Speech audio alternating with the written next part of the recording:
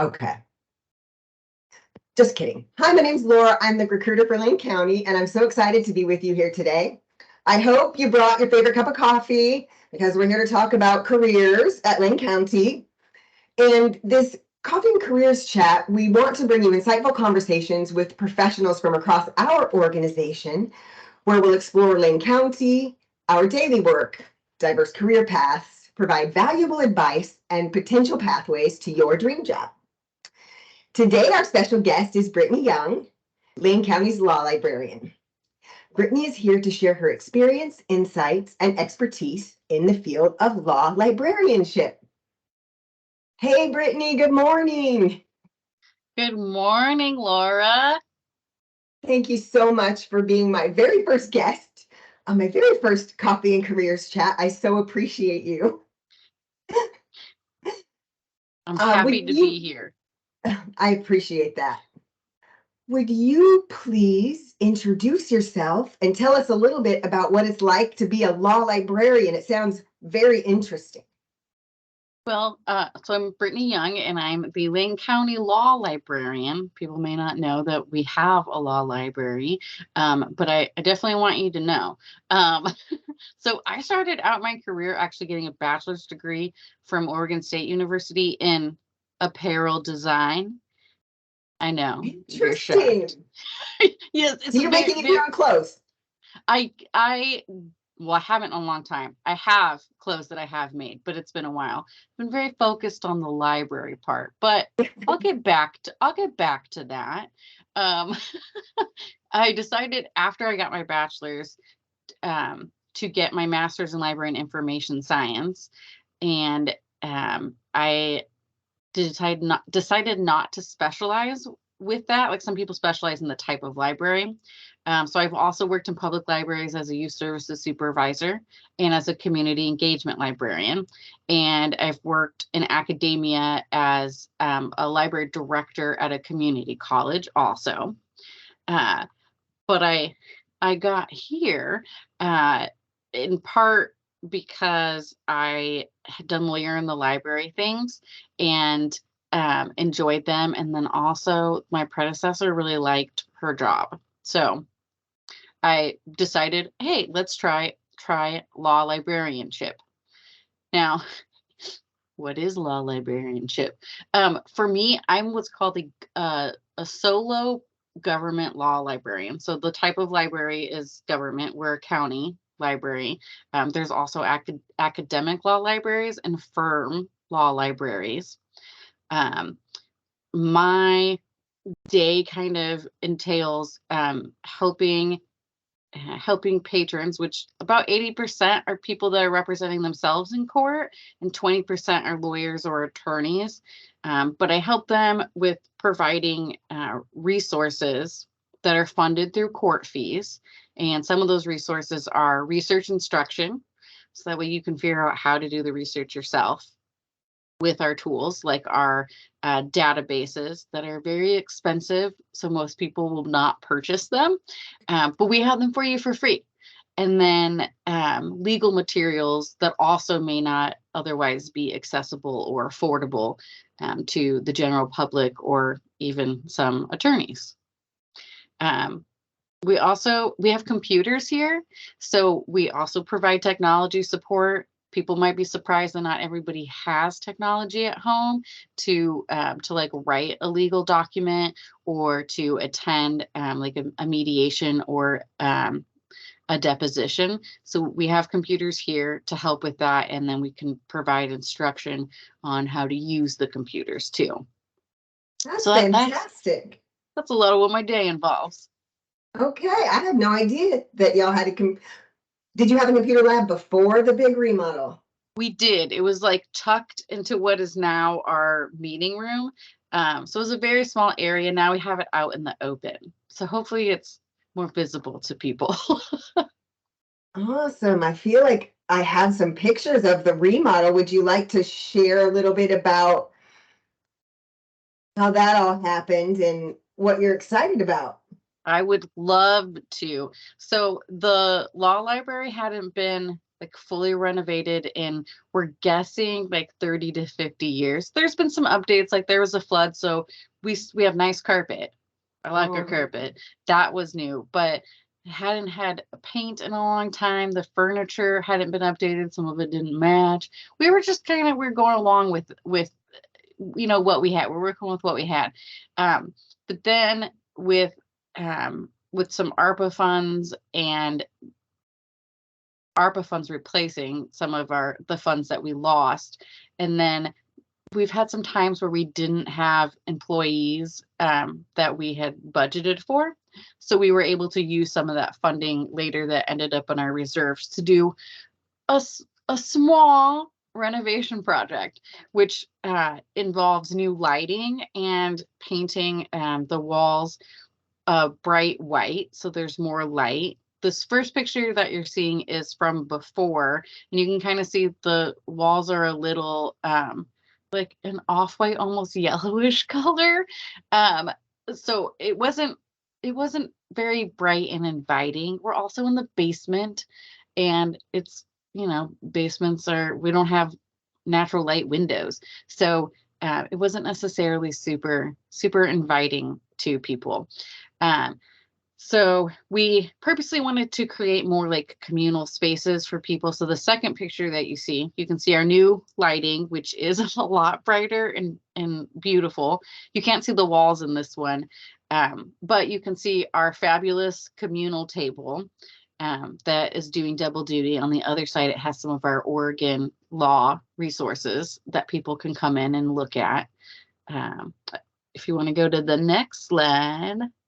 This is more of a new library, or new renovated library. And you can see here that the bright white walls and how it makes such a huge difference to just the whole feel of the place.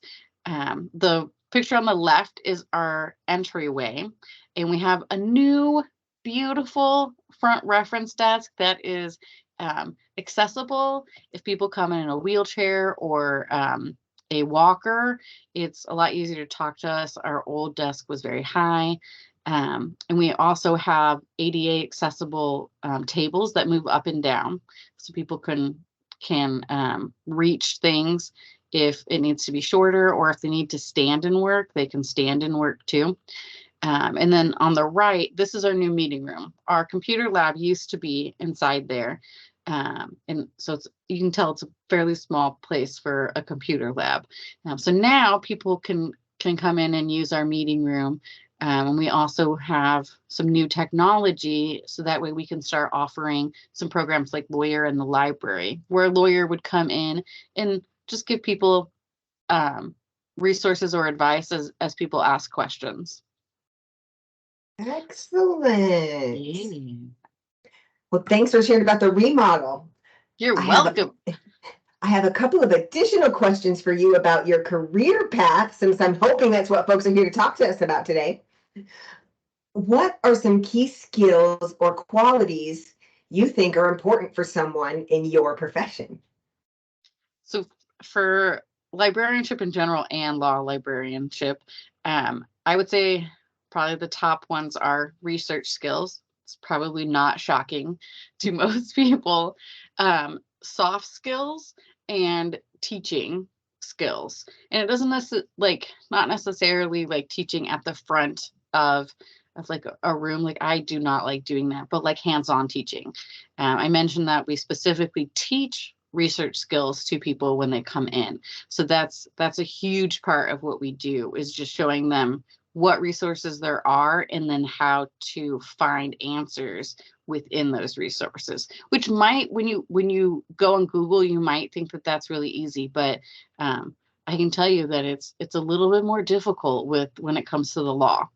And then for the soft skills, we have a lot of people that come in crisis mode, or they're just frustrated and upset about whatever's happening to them legally, and they probably have gone to a lot of places, and if they're representing themselves, they haven't necessarily gotten a lot of support, and that's not really the fault of like the clerks or the court, because by law, they are not supposed to tell you what you're supposed to do. You can hire a lawyer to do that, or you can do the research yourself. So that can be very frustrating because you're already frustrated and now no one's answering your questions. So they get sent to us a lot, and it's important for us to be empathetic and compassionate and listen. So that's a lot of what we end up doing, especially before we teach the research skills. We have a lot of attorneys that work at the county. Do you see them in your room a lot, in your library a lot? There's a few that come down regularly, and I also email with a few of them regularly. They have some of their own resources, like they have access to the Westlaw database through their own license, so they don't usually utilize us for that. But we have a lot of historical stuff that they don't have.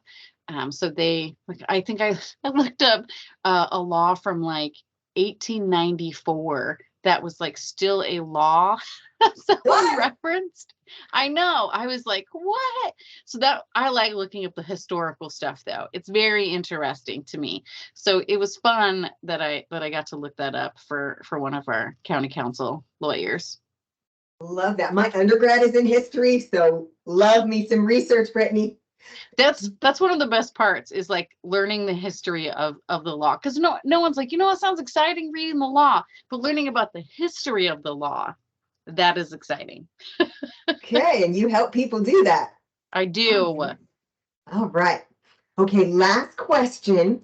Could you share some valuable resources or tips for individuals interested in legal research and library science? Yes. So legal research wise, I definitely recommend checking out your local law library. So every county has a law library. They don't all have a librarian.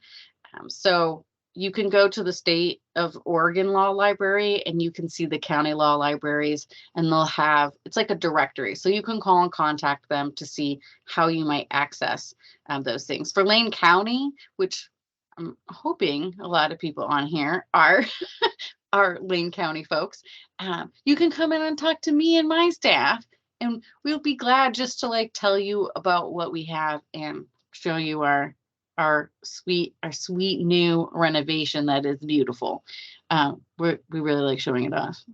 Do you have any open houses coming up? We are at the we're hoping like in January, maybe early February, not sure yet, but in the new year we're going to do some open houses so people can come see the whole area and actually experience it. And then for librarians that are interested in law librarianship, I always recommend, because it's something that's helped me, is to do informational interviews. So you can contact the law librarians through the directory that I mentioned. You can also join organizations, or you can send emails to the organizations to try to find a librarian that you might be able to do an informational interview with. Some will also let you like shadow them for the day, so that way you can learn more about what they do for a job, which can help you decide what you want to do.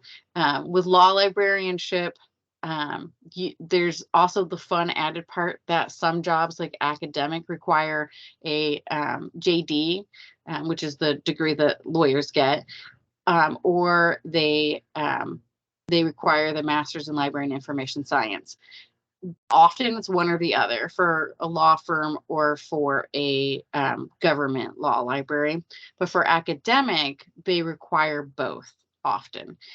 So that's a fun thing to learn about too. And when you get your JD, which this is something I didn't know, when you get your JD, you don't actually have to take the bar when you have the JD. You just have to take the bar if you want to practice law in that state. So if you're going to be, if you know you're going to be a law librarian and you want to get the JD, but you don't want to take the bar, you don't have to.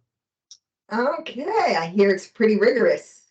Yeah, I don't want to do it. Like if someone paid me to get a JD, I would do that. I would not take the bar.